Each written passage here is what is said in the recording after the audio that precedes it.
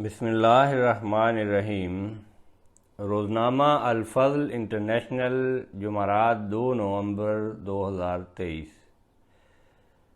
مئی 2023 میں سامنے آنے والے چند تکلیف دہ واقعات سے انتخاب۔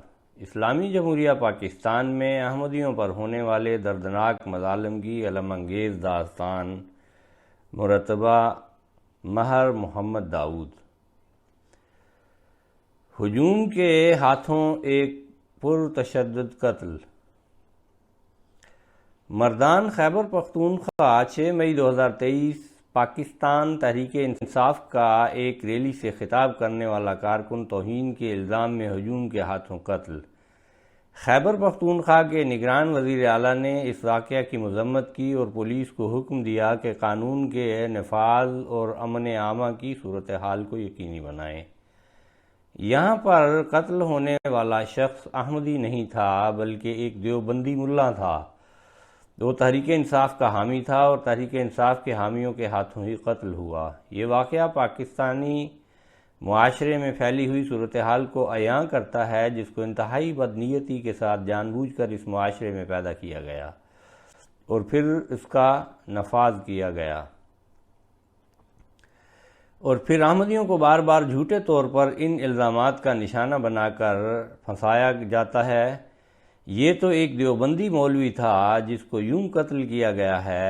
آپ پاکستان میں رہنے والے احمدیوں کی بے چارگی کا اندازہ لگا سکتے ہیں کہ جن کو اپنے دفاع میں کچھ کہنے کی بھی اجازت نہیں دی جاتی تھی۔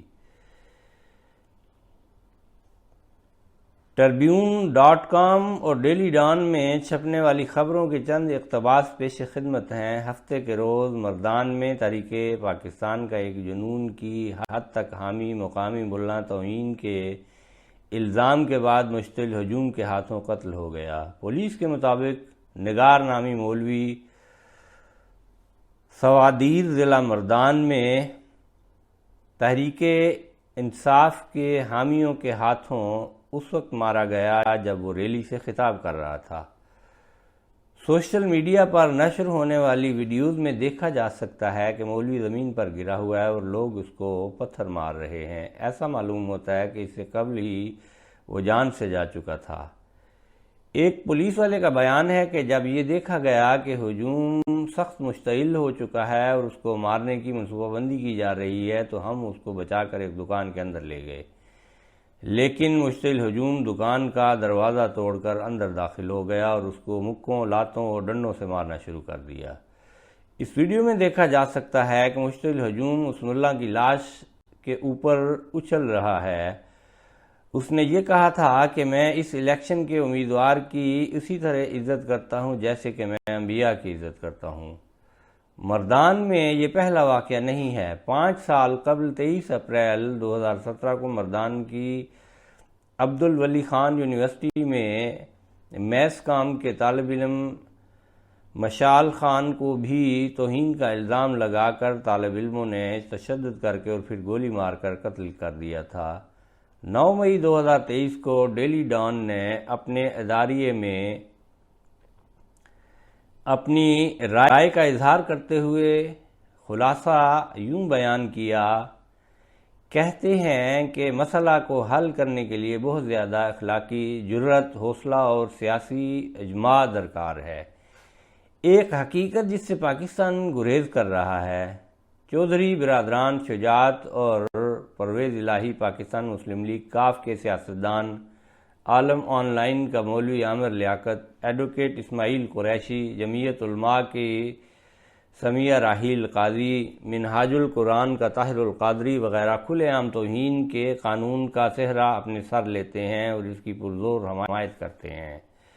تحریک انصاف کے ایک جانے مانے وزیر علی محمد خان نے احمدیت کو ایک فتنہ قرار دیا اور اپیل کی کہ توہین کرنے والے کا سر تن سے جدا کیا جائے۔ پنجاب اسمبلی میں پرویز الہی، مسلم لیگ کاف حالیہ صدر تحریک انصاف پنجاب کی زیر صدارت متفقہ طور پر قرارداد منظور کی گئی کہ وفاق کو چاہیے کہ توہین کے قوانین کو مزید سخت کیا جائے۔ مولویوں نے گزشتہ کئی دہائیوں میں سر توڑ کوشش کی ہے کہ عوام کو یہ باور کروا دیا جائے کہ احمدی عقائد ہی در حقیقت توہین ہیں۔ اور ایک احمدی کا مطلب ہی یہ ہے کہ وہ ایک توہین مذہب کرنے والا ہے۔ قانون احمدیوں کو اس بات کی اجازت نہیں دیتا کہ وہ اپنا دفاع کر سکیں اور یہ ثابت کر سکیں کہ ان پر لگنے والے الزام جھوٹے اور بے بنیاد ہیں۔ سادہ سی حقیقت یہ ہے کہ 6 مئی کو تحریک انصاف کے جلسے میں ہونے والا قتل تحریک انصاف اور اس کے معاہدین کے عام لوگوں کی تعلیم و تربیت اور اسلام کے متعلق شدت پسندی کے نظریات پھیلانے میں ان کے حصے اور کردار کا واضح ثبوت ہے۔ معاشرے کے شرپسند عناصر کی احمدیت مخالف مدرسوں اور اسکولوں میں برین واشنگ کی جاتی ہے۔ مردان میں پہلے بھی کئی بار احمدیوں پر حملے ہو چکے ہیں، لیکن انتظامیہ نے انتہائی بے شرمی کے ساتھ غنڈہ گردی کرنے والے ملانوں کا ساتھ دیا ہے۔ پرویز الہی اپنی مذہبی شدت پسندی پر پہلے کی طرح کاربند۔ سوشل میڈیا 2 مئی 2023 پرویز الہی مسلم لیگ کاف حالیہ صدر تحریک انصاف پنجاب جماعت احمدی کے ساتھ نفرت کی حد تک چلا گیا ہے کہ وہ اپنی سیاست کو چمکانے کے لیے مذہب کے استعمال کی طرف جھکاؤ میں کوئی آر محسوس نہیں کرتا۔ در حقیقت وہ اپنے اس طریقہ کار کو اپنا ووٹ بینک بڑھانے کے لیے اداکار کے طور پر دیکھتا ہے۔ اس کے ایسے احمدیت مخالف بیانات سوشل میڈیا پر بھی موجود ہیں اور ان کا ذکر ہم نے اپنی گزشتہ رپورٹوں میں بھی کیا ہے۔ بہرحال پرویز الہی کو اس کی سیاسی حماقتوں کا خوب صلہ ملا ہے اور گزشتہ 3 ماہ سے وہ پنجاب کی وزارت اعلیٰ ہاتھ سے جانے کے بعد سیاست کے جنگل میں حواس باختہ پھر رہا ہے۔ اب انتظامی طاقت کھو جانے کی وجہ سے اس کو اپنے سیاسی حریفوں کی طرف سے شدید رد عمل اور بدلے کا سامنا کرنا پڑ رہا ہے، جبکہ اب اس کے ساتھی بھی بدعنوانی، اختیارات کے ناجائز استعمال اور بھتہ خوری کے الزامات کا سامنا کر رہے ہیں۔ مبینہ طور پر مئی کے ابتدائی دنوں میں پولیس نے اس کے گھر پر چھاپہ مارا اور اس کے گھر کے کمروں کی تلاشی لی۔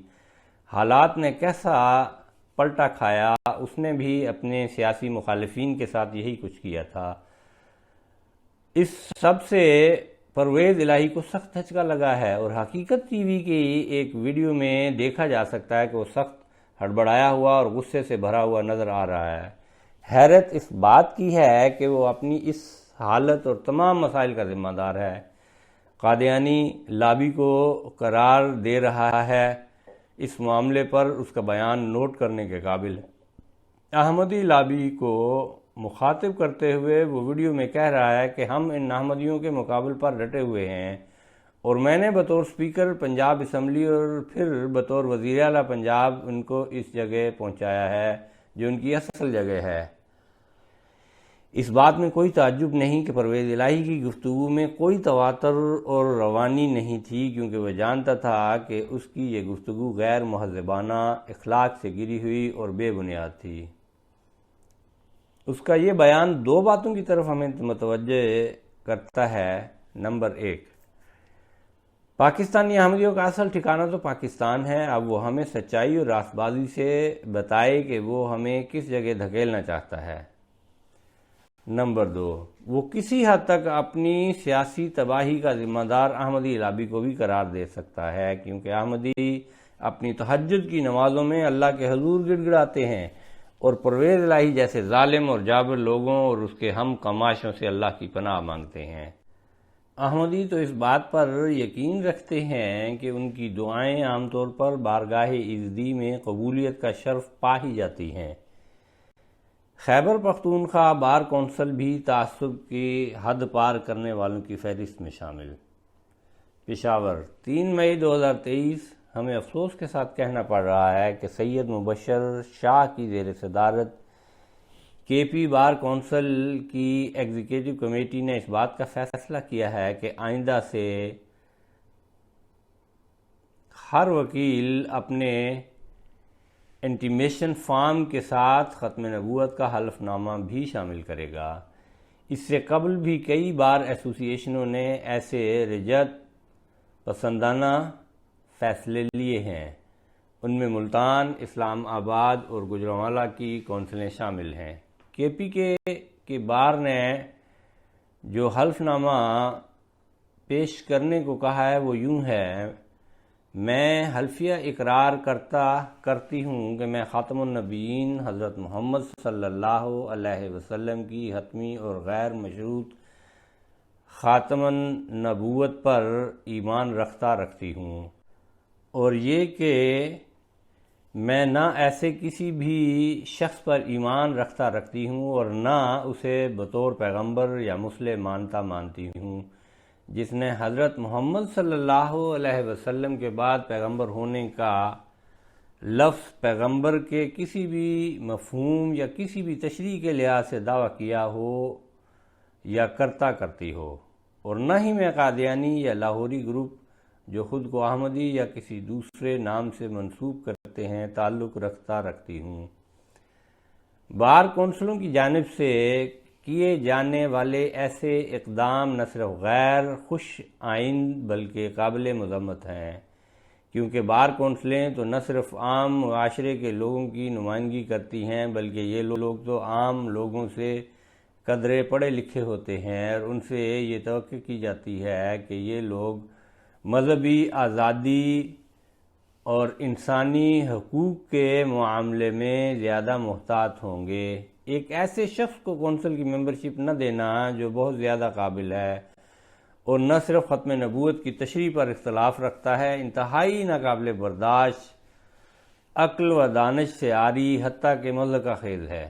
یہاں یہ بات بھی یاد رکھنے کے قابل ہے کہ ایسی تنظیمیں سیاسی پارٹیوں کے برعکس نہ تو ووٹوں کو ملحوظ خاطر رکھتی ہیں اور نہ ہی کسی قسم کی انسانی مذہبی جذبات کو۔ خیبر پختونخوا ایسی سرزمین ہے جو قاری عبدالراشد، ظہیر الدین بابر، خوشحال خان خٹک، رحمان بابا، خان عبدالغفار خان اور مشال خان جیسے لوگوں کا فخر ہے۔ ایسی تاریخی سرزمین کے وکیلوں کو 14ویں 15ویں صدی ہجری کے ملانوں کے پیچھے لگ کر گمراہ ہونے سے خود کو محفوظ رکھنا چاہیے۔